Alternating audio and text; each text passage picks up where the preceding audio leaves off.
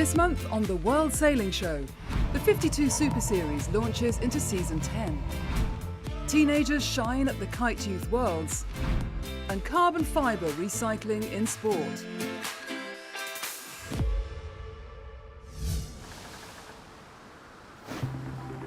But we begin today in the Netherlands, where round 2 of the Hempel World Cup Series was hosted in the brand new venue of Almere near Amsterdam, where the Allianz Olympic Classes Regatta was the highlight of Dutch Water Week. So it's a new location for the World Cup. We also had the Dutch Nationals last week here, also for the first time on this location, but we tried to make a bigger event, so we include all types of water sports to get a bigger crowd out there and get people familiar with sailing sport and water sports. We want a festival. We want people to get to know the sport, to get to know all the forms of water sport, all the different ways you can go onto the water. And I think it's a big showroom for water sports in the Netherlands. Bring it all together just in 1 week. The Netherlands was plainly aiming bigger than just hosting a World Cup round, but home results afloat were certainly helping to make the week the festival with a Dutch flavour. With 9 of the 10 Olympic classes racing, the Dutch cleaned up in the 49er classes, with Bart Lambria and Floris van der Werken winning the men's competition, while in the women's 49er FX, Odile van Aanholt and Annette Duets went back-to-back, having already won round 1 in Mallorca just a month earlier. We'd love to keep on winning. Yeah. I mean, that's the goal, but there's other really good sailors too, so we'll just keep training the best we can and then see what happens. Sailors like Odile and Annette are fast becoming the new standard bearers of Dutch sailing, which bodes well for the orange takeover of sailing events over the next 12 months. Yeah, we have a lot of events coming up. In about a month from now we have the Youth Worlds in The Hague. And next year we will have the big Worlds with all Olympic classes. So we will have around 1,400 sailors in The Hague, which is a great event to look forward to. And the World Cup, of course, will be back next year here in Almere. Back to the 2022 regatta, and the Dutch success continued, with Leila Vandermeer and Björn Bauer striking gold in the NACRA 17 class. After finishing 7th in Mallorca, this was a welcome display on home waters for the Dutch pair. Yeah, it was pretty extreme conditions. It was very short, steep job. So yeah, a mistake is in such a small thing. So yeah, we kept it upright. So. The Dutch organisers weren't only looking to favour their own with home advantage, but had worked hard to encourage an international fleet, including a big Asian contingent. They succeeded, with sailors from countries including Singapore, Malaysia, India and Japan. And Japan finished with 2 pairs in the top 5 in both the 470 class and in the women's IQ foil windsurfing, showing that their positive Olympic legacy continues. The medal race was really good for us because downwind are faster than another team. But the week was all about the Dutch Masters, and it was Annalou Lammerts who provided the finishing touches in the women's Formula Kite class. Yeah, I'm pumped. It was so tight and like all the time in the back, you know, they're like 10 meters behind me. We were going like 50 kilometers an hour or faster, and yeah, no room for mistakes. Amidst the excitement of Dutch Water Week, there was also the announcement that the new Olympic classes for Paris 2024 will be unchanged for Los Angeles 4 years later. So the kiteboarders are in for the long haul, and for the Dutch windsurfers, the IQ foil will also remain their weapon of choice. So a Dutch 1-2-3 podium lockout in the men's event in Almere was a very welcome sight. A perfect result to round out the regatta, with Hau Gyan Tak on the top step. And that only means we're going to go for more successes in the future and more easy wins, because we all are in our team so strong that we're going to have an easy time in the big fleet.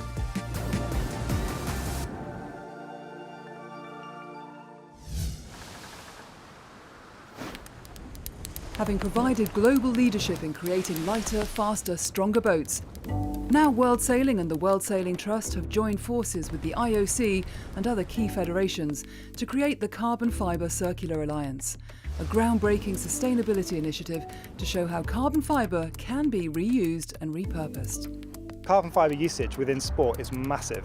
When you compare it to other industries, it's actually the 3rd largest user currently, and it's projected to be the 2nd largest user fairly soon. it's used mainly for its strength and its lightness. So when any of those properties are taken away, so if there's any slight deviation in its construction, then literally it's thrown away. And 95% of carbon fibre ends up in landfill. The project is to look at the circularity of carbon fibre in the sports industry. So taking a broken component, realigning those fibres and producing a line tape that can be used back into that same component. So imagine a bike frame or a tennis racket. When it breaks, you actually return it and get a discount on your new racket, which is made with reclaimed carbon fibre.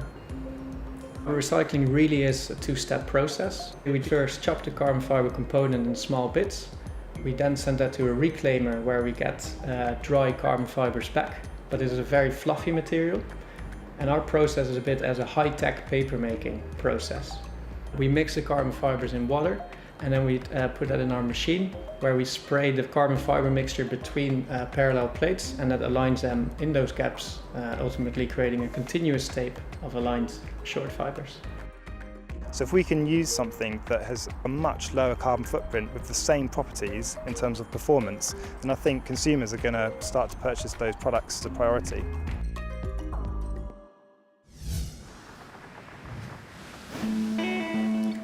How to celebrate a 10th anniversary?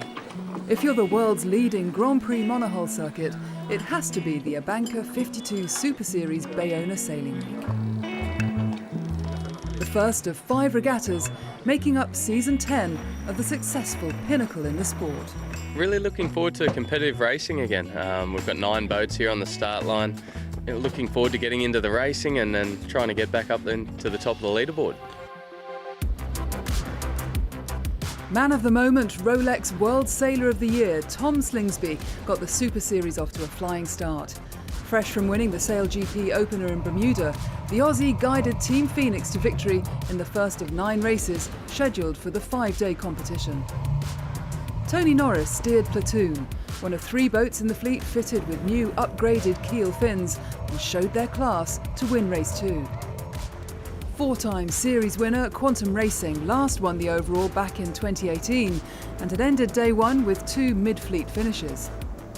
That all changed on day 2 as they notched up a first and second place to move within 4 points of Team Phoenix.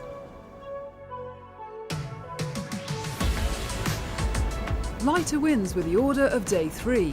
After a series of 7th and 8th place finishes, Tony Langley's British flagged Gladiator took victory in race number 5.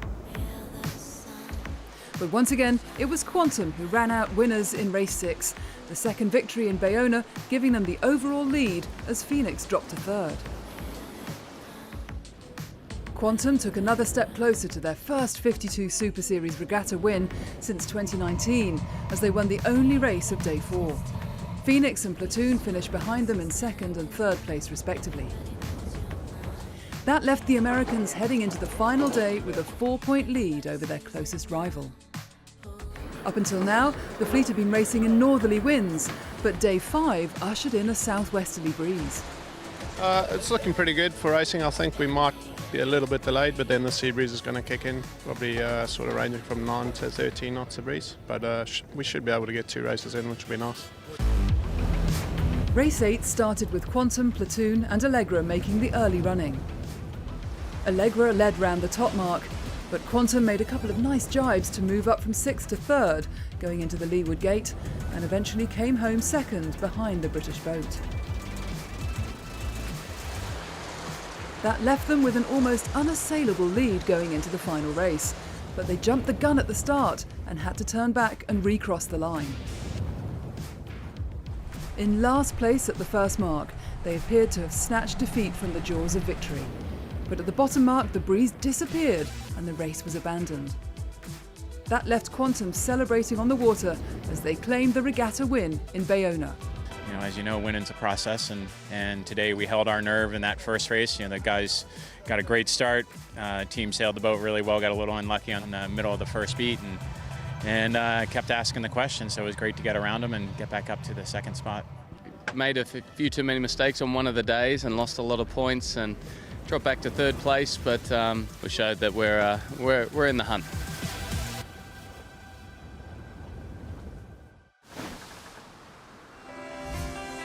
Coming up in part 2, the Pro Sailing Tour kicks off in Corsica and the launch of the glittering Star Sailors League.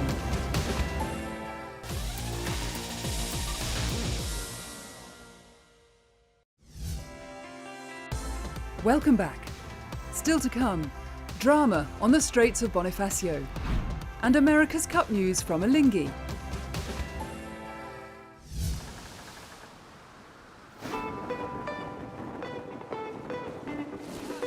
An exciting new format and 64 sailors on a single mission. 5 months after hosting the senior event, Torre Grande Sardinia was back in the headlines as host of the Formula Kite Youth Foil World Championships. It's important that the youngsters they learn about racing. It's the sailing rules, it's technique, it's the whole way that racing is working. The opening day of competition saw Singapore's defending champion Max Meider win all 4 heats in his half of the men's draw. But at this level, the margins between winning and losing can be small. A 0.3% difference over a regular 12-minute race is, I believe, if my memory serves me correctly, is 75 to 100 meters, depending on your average speed and wind. So, you know, the attention to detail goes up, the professionalism goes higher, and margins just get way smaller. In the women's fleet, Israel's Gal Zuckerman recovered from a crash in race 1 to lead the standings after Poland's defending champion Julia Domasowicz found herself picking the unfavoured side of the course while leading race 3. Day 2 saw varying winds of between 8 and 16 knots. Not that it made much difference to Meider, who claimed another clean sweep to make it 8 wins out of 8. Italy's Riccardo Pianossi was almost as dominant in the other half of the men's draw, winning 3 of his 4 races. In the women's, a big crash took out Gal Zuckerman in race 2, and that allowed Maya Ashkenazi to move into the championship lead, a point ahead of defending champion Julia Domasowicz. I think that it's a quick progress that we make. The younger are you, the quickest progress you make. I'm almost 18 now, and I have already got one first place in the European Championships in a senior. So yeah, I think it's about the progress that we make pretty quickly. Day 3 brought a strong but unpredictable breeze, giving the foilers plenty to think about when it came to choosing size of kite and increasing the risk of high-speed wipeouts. Even the weather didn't faze Meider though, as he ended qualifying with a perfect score of 13 points from 13 races after discards. In the women's competition, France's Eloise Péjury won 2 of the day's 4 races to book herself an automatic place in the final alongside Maya Ashkenazi. New for 2022 was a scoring system for the semi-finals and final, which would see the 2 best performers from qualifying handed a distinct advantage. So, the first 2 people, namely, first place has 2 points, second place has 1, and 3 and 4 in each of the fleets have no points. The way you earn a point is you win that race that they run. The first person in the fleet to get 3 and win it. The final day of competition brought light winds that threatened to make consistent foiling tough, opening a chance for some major upsets on the water. Italy's Sofia Tomassoni proved the point by winning 3 out of the 4 races in her semi-final. In the other semi, Poland's Nina Arsic secured the points needed to edge out defending champion Julia Domasowicz. She continued that great form in the final, winning 3 out of the first 4 races to claim the world title. So the wind was today very weak, but somehow I win the World Championships, and yeah, I'm so excited and happy about my result. The boys' final was more of a formality for Max Meider. With his 2-point advantage from qualifying, a 3rd place finish in race 1, followed by a win in the 2nd, was enough to retain his title. 2 Asians at the podium. Oh my God, I cannot believe this. I cannot. I mean, look at this. Like Asia is coming, and it's with full force.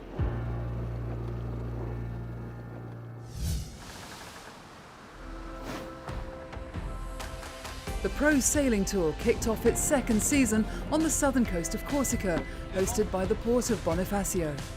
7 Ocean 50-class trimarans, each crewed by 3 sailors, would battle it out over 5 rounds between May and July. The Straits of Bonifacio were the perfect setting for episode 1, which began with 7 inshore races held over 2 days.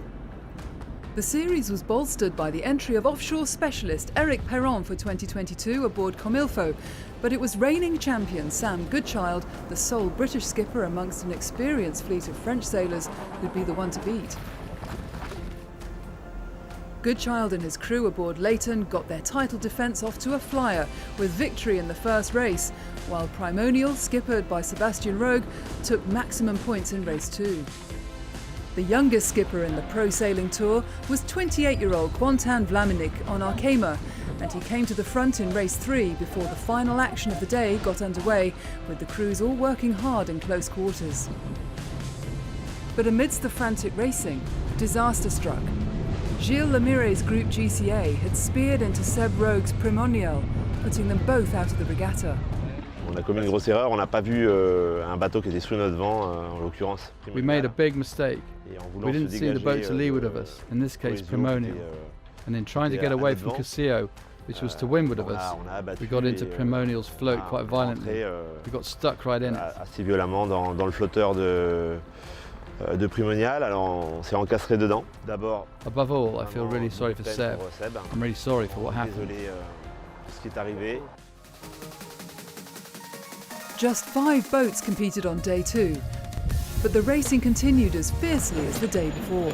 Thibaut Vauchel-Camus and his crew aboard Solidaire en Peloton, ASEP, pulled out all the stops to take their first win of the episode, and Erwan Laroux's Quessio got in on the act with a victory as well. But with 2 second places and a win in the closing race of the inshore competition, it was Quentin Vlaminck who led the fleet on points, with the 24-hour race still to come. Attention pour le départ. 5, 4, 3, 2, 1, top! Et c'est un bon départ, bon départ. The planned offshore race would have taken the teams around the island of Corsica, but light winds meant the shortened 164-mile course took them west to the capital, Ajaccio, and back through the Straits of Bonifacio. The fleet stayed close together for much of the race, and by the end there were just 9 minutes between the front 3. Quessio finished in 3rd place, with Leighton just ahead in 2nd. But winning the 24-hour race by 8 minutes, and the regatta overall, was Arkema. A fantastic effort by Alex Pella, Antoine Gauthier and skipper Quentin Vlaminck.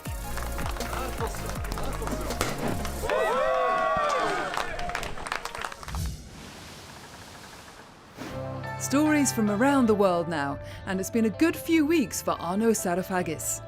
First, he skippered Alinghi Red Bull Racing to victory in the Riva Cup, comfortably winning the first event of this year's GC32 Racing Tour with 2 races to spare.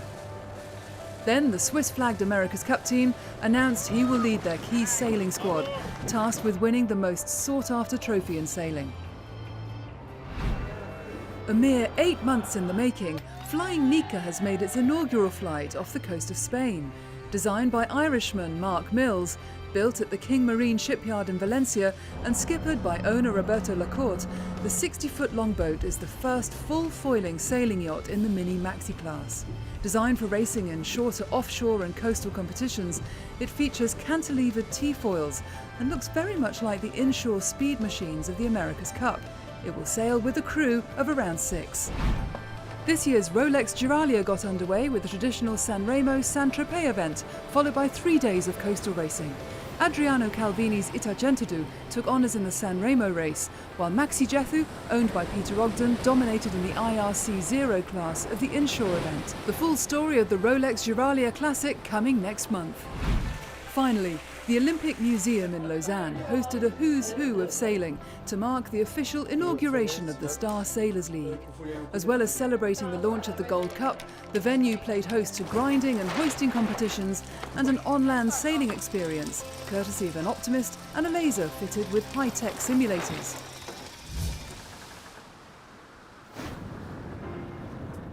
So what exactly is this new World Cup of Sailing?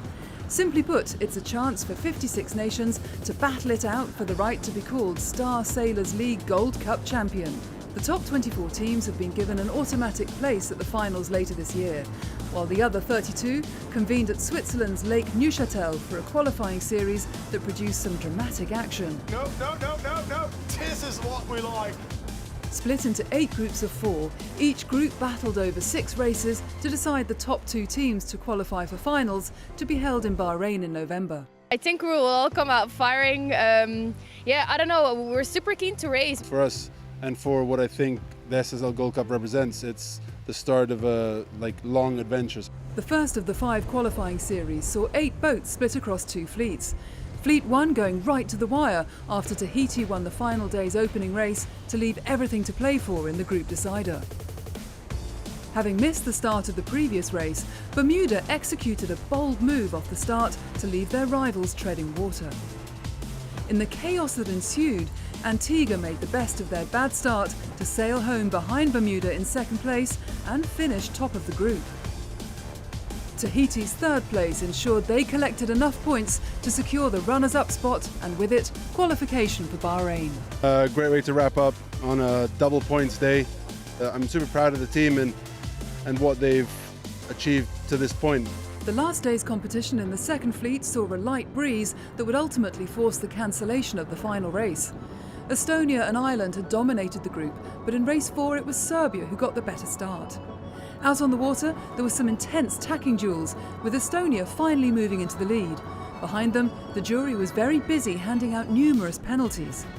The leaders kept out of trouble to claim their 3rd victory on the water, and with it, qualification for Bahrain.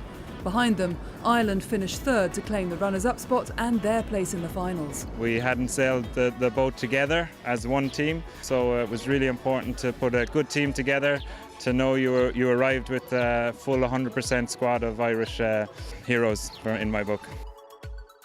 Hong Kong didn't even make it to the start for the 2nd round of the qualifying series, leaving Slovenia, Lithuania and Ecuador to fight it out for the top 2 places in their group. Having won 2 of the first 3 races, Slovenia found themselves tacking behind early leaders Lithuania at the start of race 4. But it was Ecuador who gradually moved to the front. After leading for half the race, they made a fatal error that saw their spinnaker turn into a floating anchor. It was a mistake that would cost them dearly, leaving Slovenia to cross the line first to make it 3 wins out of 4. Another victory and 2nd place in the final 2 races left them comfortable group winners, with Lithuania pipping Ecuador by a point to join them for the trip to Bahrain.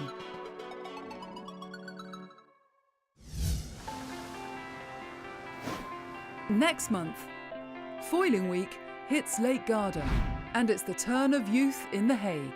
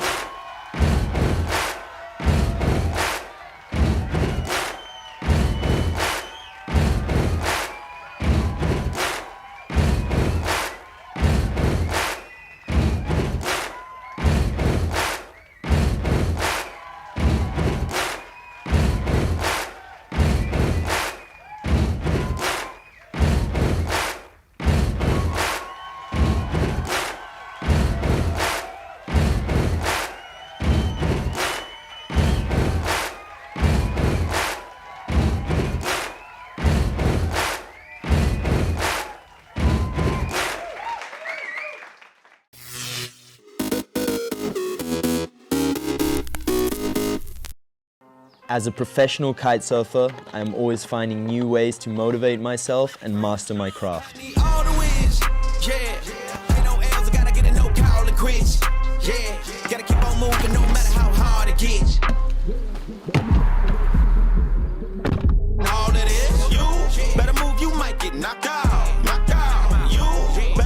To perform at the highest level, being in the right state of mind before getting out on the water is extremely important. In my own headspace and fully focused.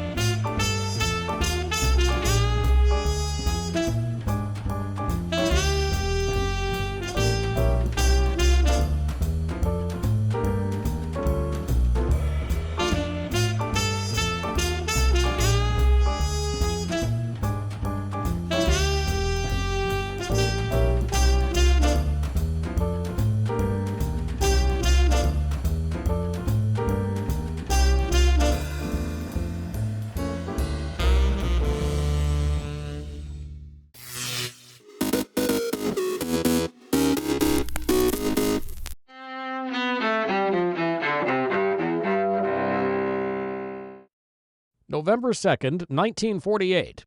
President Harry Truman confounds the political pundits in the race for the White House. Senator Barkley and I will win this election and make these Republicans like it. Don't you forget that. As the incumbent Democrat narrowly defeats Republican challenger Thomas E. Dewey in an upset. 1963.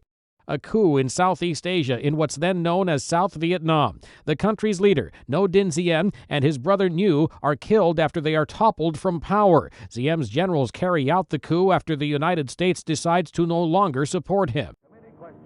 1947.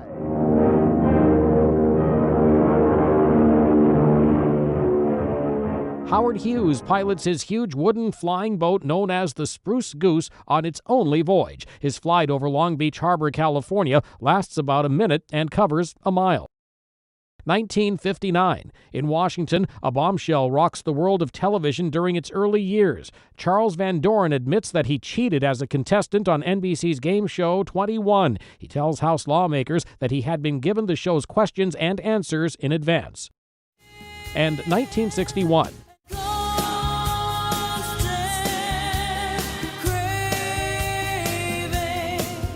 Katie Lang, singer and songwriter, is born in Consort, Alberta, Canada. Today in history, November 2nd, Mike Gracia, The Associated Press.